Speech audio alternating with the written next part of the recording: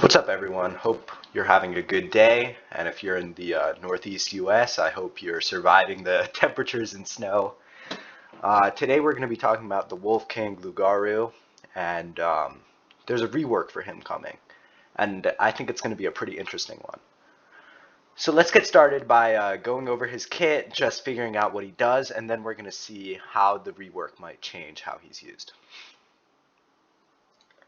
So starting off in reviews, you can see that a lot of people are saying that he's really good in Arena.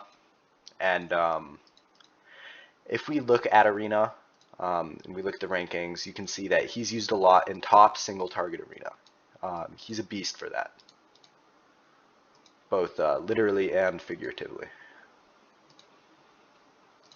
So let's go in and take a look at his kit. So his talent is Lethal Strike, where every 12 seconds he'll sacrifice 20% of his current HP and deal 180% damage. When his HP is below 50 though, the damage will increase by 60%. Alright, so that's pretty solid. And that's a good amount of damage. And his ultimate plays into that. It will reduce the cooldown by 7 seconds, bookable up to 9, and additionally it will ignore 30% of the target's defense if they're inflicted with bleed. And the way he can inflict the target with bleed is with his basic attack, where he deals 120% damage when booked to one enemy with a 15% chance of inflicting bleed upon the target. So he's able to fulfill that decreased defense condition, luckily. Furthermore, he has a passive called Thirst for Blood, where every 1% of max HP that he loses increases his attack speed by 1 up to 50. And the books really help on this. The books take this up to 240 and increases the attack speed by 3. So the books really help, and this is going to become an issue later with the rework. And then the second passive is that when deployed, he'll deduct 40% of his current HP immediately and then increase his attack, bookable up to 10%, so 10% attack, attack one time every 25 seconds after that, up to bookable to 40%. So basically throughout the fight, every 20 seconds, he's going to increase his attack by 10% up until 40% from the base 10%.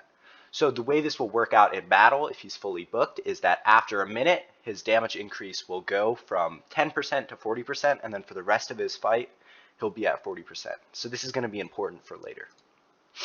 Finally, his arena damage thing increases the damage in arena by 15%. Good damage increase, and part of the reason why he's so good there. Now, he's a unique champion in that the awakenings are basically necessary on him. This A1 doubles the amount of hits he does. And this is important. He's almost always going to be below 50% HP because he has that talent and that second skill, the second passive that are taking away HP from him.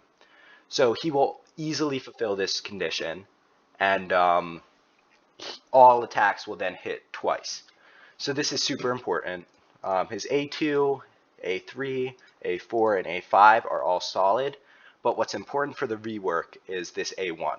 So one of the first reworks is that this is going to be changed to every 1% of max HP lost increases attack speed by 2, up to 160. So the reason this is important is the other change they're doing with him is they're turning this into the double attack.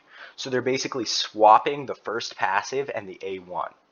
And in doing so, what they're doing is they're taking away the books, right? You can't book an awakening. So it's capped at 160, whereas it was previously capped at 240. So it's going to be really interesting to see how the books on this skill change once it's just a double attack enabler and a passive. This will be really good for people who don't have him at A1, but for people who do have them at A1, having the A1 and this passive swapped might be bad because the attack speed increase is no longer bookable. The other change is that Feral Fury right now ramps up over the course of the fight. They're going to change it so that the damage increase starts at 40 and then within a minute goes down to 15%. So this is actually a nerf for Arena. For longer fights, he's going to do a lot less damage, but he's going to start off doing a lot more. And I think it's going to be really interesting to see how this plays out in longer fights. And this is just a very confusing one. The biggest change though is actually with this lethal strike. They're going to keep the 12-second duration the same, and they're also going to keep the HP consumption the same, but they're changing the 180% damage to 320%, and they're getting rid of the HP conditional. So what that will do is that'll mean that throughout the entire fight, he's going to have 320 on that, and it's going to be interesting to see because it is a straight damage boost, right? The 60% is increasing his damage less than the 320 will be. So this will increase his overall damage, but I don't know how much it's going to outweigh the slight damage reductions that were done with switching around the passives and awakenings. So I'm going to play a few clips of arena fights with him for you to come to your own conclusion on how this rework will play out.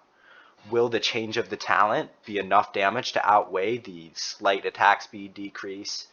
How do you feel about the double hit no longer being on Awakening? I think for a lot of people who don't have a second copy of him, this is going to be a great change.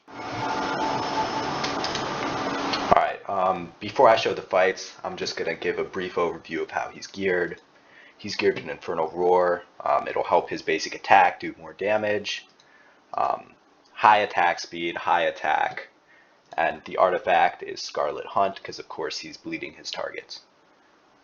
Alright,